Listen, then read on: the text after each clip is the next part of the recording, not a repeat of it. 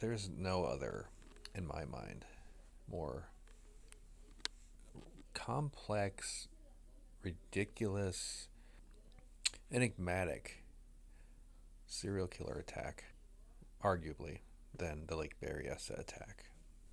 We seem to assume that Zodiac had an extra hatred for women, which may be very true, uh, due to the fact that most of his attacks on couples seemed to be really either stabbing or shooting the woman more than the male.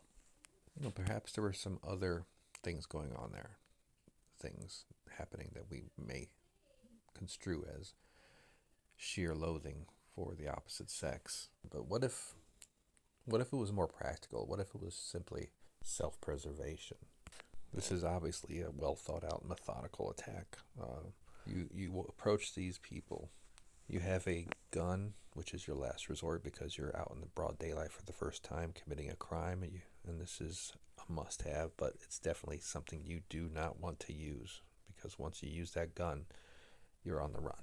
The goal is to stab these people, kill these people.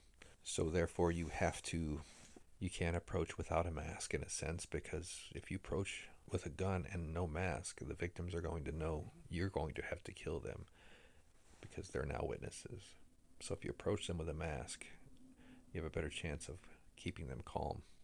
A mask can speak louder than words sometimes. It can tell the victims, you can't tell the police what you can't see, and you can't tell the police anything if you're dead. So possibly the hood itself may never have been intended to scare. It may have been intended to simply give the two a false sense of security. Once you have them docile, you talk pleasant to them, he wants them to believe they're going to live. That's why he does not claim that he is the Zodiac killer, and instead just wears the symbol on his chest in the case that one of them may survive to tell their story. You hear that Zodiac, his attack tempo actually speeds up tremendously as soon as he pulls the blade out, because he knows that it's about to get really noisy. Here's where Zodiac, I think, makes, in my opinion, a very bad mistake. He grants Bryan Hartnell's last wish, if you would like to call it that, by stabbing him first instead of stabbing Cecelia first.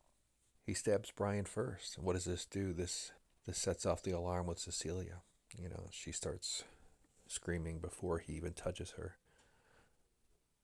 This alone would have Zodiac switch from Bryan to Cecelia sooner than expected, just to stop the noise. So in a sense, maybe Cecilia's screams actually helped save Bryan's life, because her screams forced Zodiac to turn his blade towards her prematurely. I think that Zodiac stabbed Cecelia more, not because he hated women more, but because he wanted to stop the noise.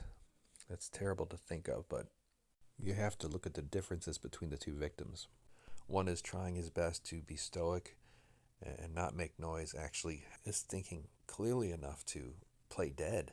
And the other one is justifiably, mind you, going off like a smoke detector. I mean, it's naturally, Zodiac is going to aim his fury at the louder victim regardless of sex. I mean, take the 4th of July. I would bet that Darlene Ferrin was way louder than Mijo during that attack.